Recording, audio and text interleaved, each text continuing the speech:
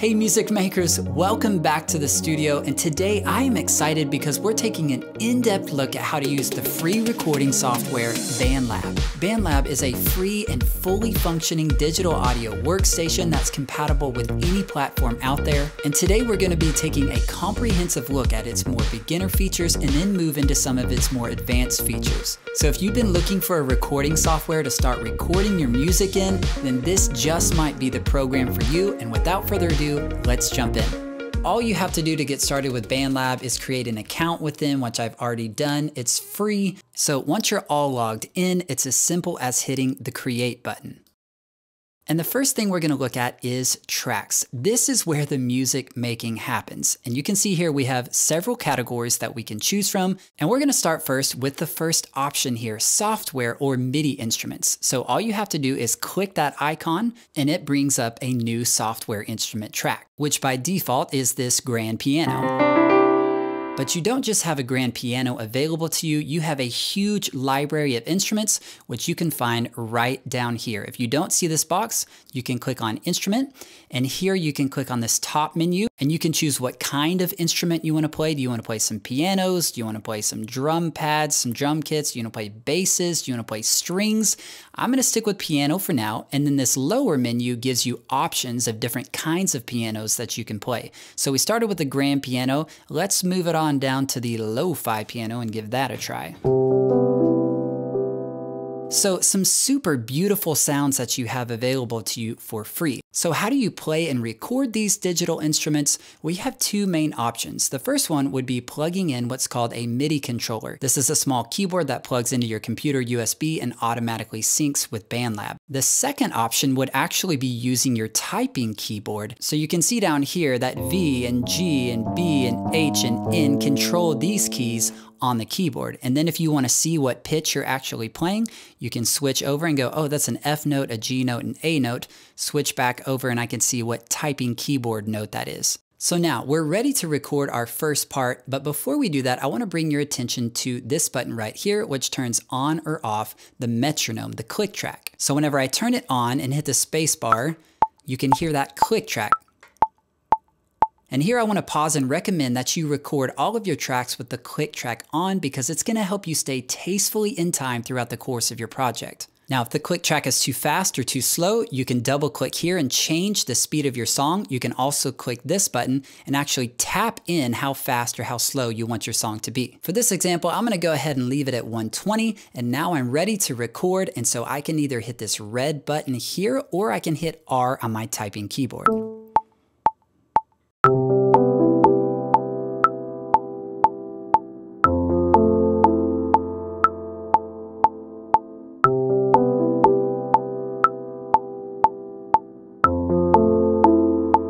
Once I'm done with that recording, I simply hit spacebar to stop the recording. And now let's talk about how to edit this performance. I can double click right here and it brings up what's called the MIDI editor window. I can also click this button here to bring up or down the MIDI editor. And here inside the MIDI editor, there's a lot of really powerful tools that you can use to shape your performance. The first one is you can grab any note, move it up, move it down. You can go to the end of that note and shave it down or lengthen it. You can do the same thing from the beginning of a note. You can select a note and delete that note. You can also select a note and come right over here and adjust its velocity. This is how hard the note hits. Do you want it really soft and intimate? Do you want it kind of hard and punchy? You can choose that right here. And this is handy if you accidentally hit a note way too hard or accidentally hit a note way too soft, but you don't want to redo the entire performance. Then you can just come in here and adjust the velocity of that note. And there are more tools in this section, but I want to skip down to the quantize feature because this is one of the most exciting and powerful tools that you have in the MIDI editor. To use the quantize feature, you select any note or even a group of notes, and you are going to hit quantize. And it is going to snap them into perfect timing in line with the metronome grid. So I can do it one note at a time, or I can even use this button here to shrink things down and select my entire performance at once. Hit the quantize feature, and now every note is going to be perfectly timed with the grid, which is a huge time saver. So now listen to the tight timing of this performance up against the click track.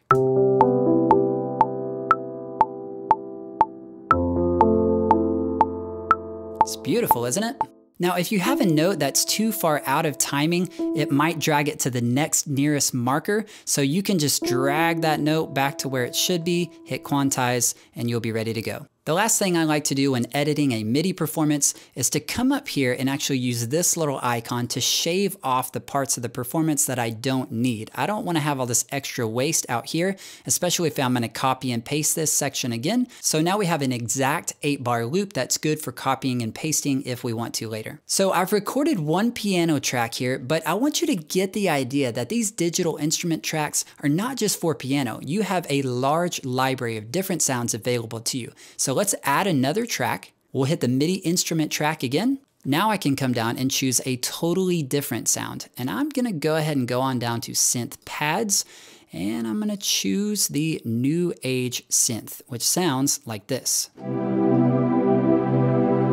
Super beautiful. So I'm gonna add a second part on top of my piano part using this pad sound, and the same rules apply. I can use my typing keyboard to play and record it, or I can use a MIDI controller that's plugged into my computer. And when I'm ready to actually hit record, I can hit the red record button or R on my typing keyboard.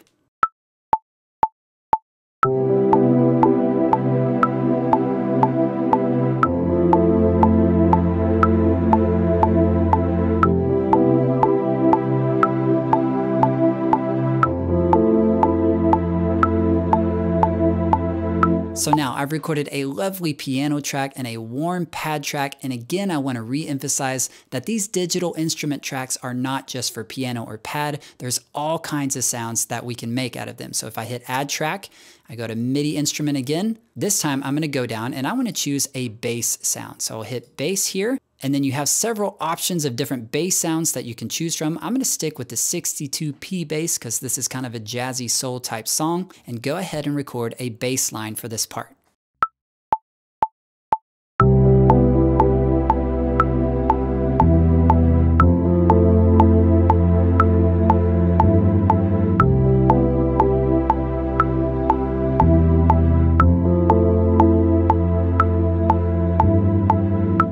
So there's the bass, and then very quickly, I'm gonna add a new track, hit MIDI instruments again, and add one last MIDI instrument track. This time, I'm going to choose a drum kit, and you really have two options for drum sounds. Drum kits are more realistic sounding drum kits, while drum pads are more electronic sounding, say for trap, pop, electronic, hip hop, etc. I'm gonna choose a live sounding drum kit for this song, and I'll scroll on down and I'm gonna choose the jazz kit because this is kind of a jazzy song. Now you can see right down here where you can actually play the different pieces of the drum kit with your mouse, or you can play them with your typing keyboard, which is really cool. So now I'm gonna record a quick drum part.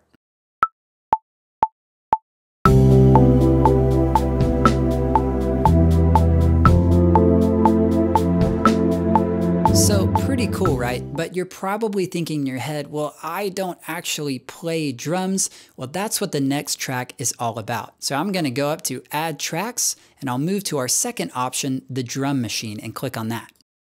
And you'll see this menu pop up, which is the drum machine. And by default, the drum machine is gonna give you two basic patterns to choose from.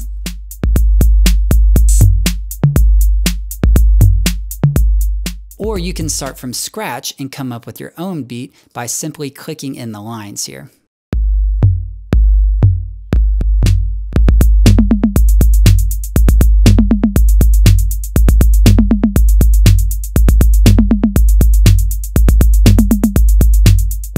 But again, if you don't play drums, just stick to the patterns that they give you. It's a lot easier that way. And I also want to note here that if you click on this menu, you have options. You can choose from more live style drum kits here with their own beats, or you can go to the pad kits, which are more electronic or trap or pop in nature. And each of them have their own flavor and their own beats.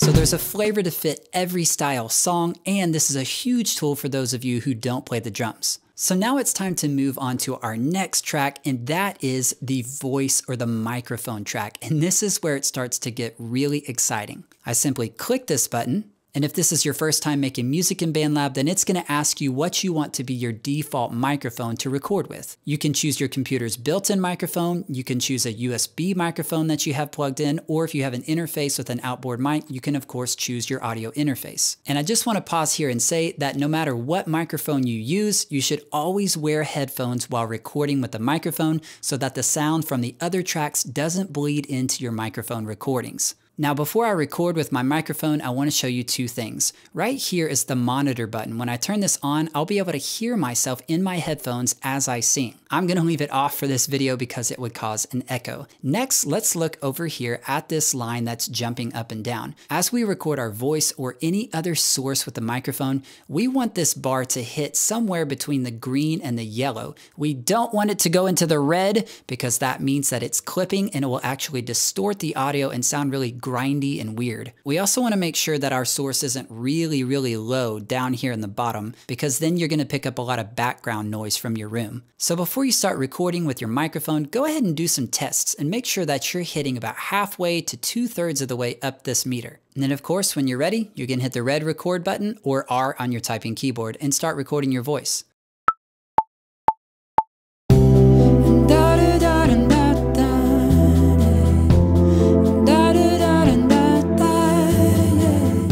So that's my quick vocal take, and here I want to pause and show you that at the end of every audio region, you can click on this little button here and actually trim off any unwanted sounds. And that's what I've done to all these tracks to make sure that there's no extra sounds and that they're just clean and even with no wasted space at the end. So now that we've recorded the vocal, let's talk about some really exciting and powerful processing presets that you can add onto your vocal with one click. So I'll come down here to the bottom and click Effects. And then I'll move up to this menu that says Presets, and here I can pick from a huge library of preset sounds, preset processing and effects, so you don't even really have to know how to mix. You can just click through different sounds and see which ones fit best with your vocal. So I'm gonna start with Dimension Chorus.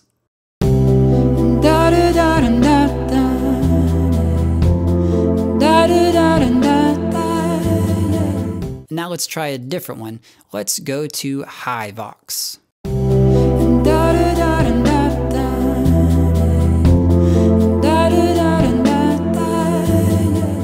And then just for fun, let's try one more. I'm gonna go down to Tight Vocals. This is a cleaner sound.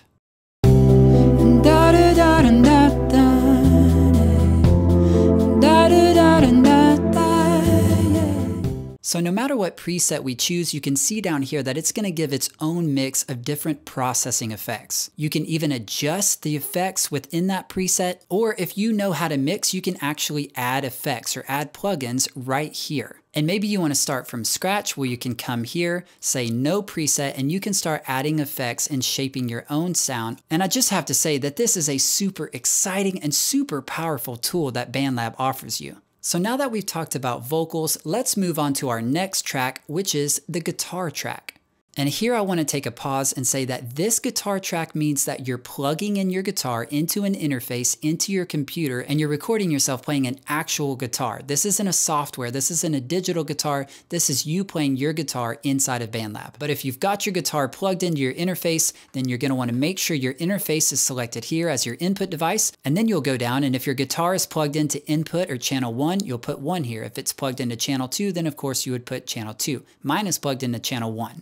And then again, we have the monitor button, which allows us to hear ourselves playing guitar as we record. And then I want to show you the onboard tuner, which is really cool. You click the button so you can simply tune without having to unplug, which is a super handy feature. Then once you're done tuning, you can come over here to Effects, and you can choose a guitar preset if you like.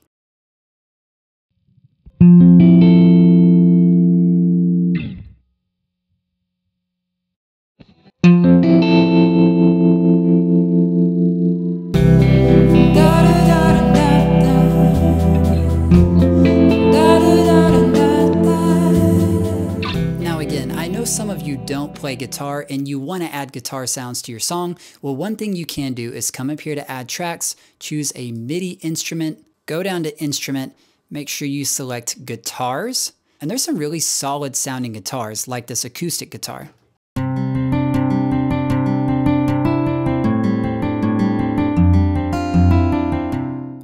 like this nylon acoustic guitar.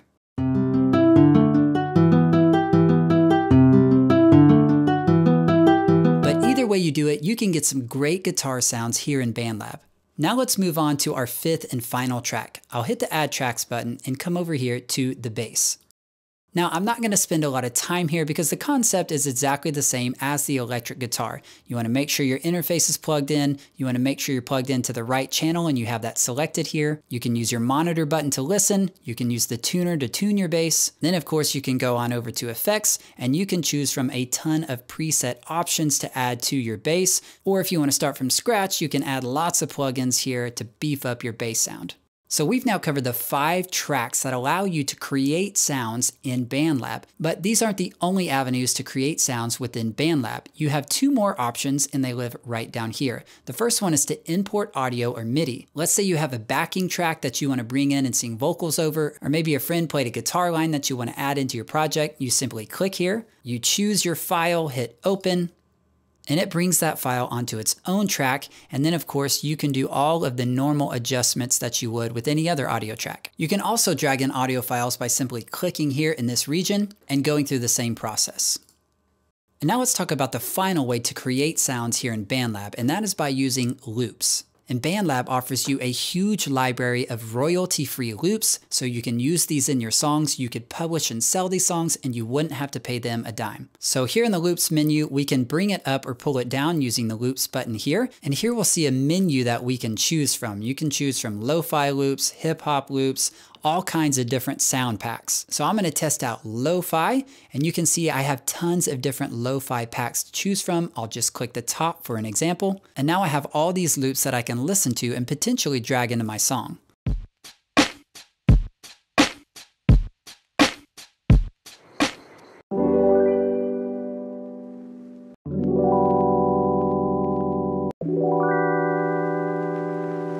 Then once I find a loop I like, I can simply drag it onto this track and release it.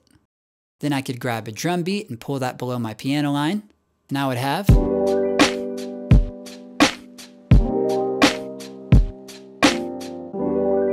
Then of course I could bring in a bass line.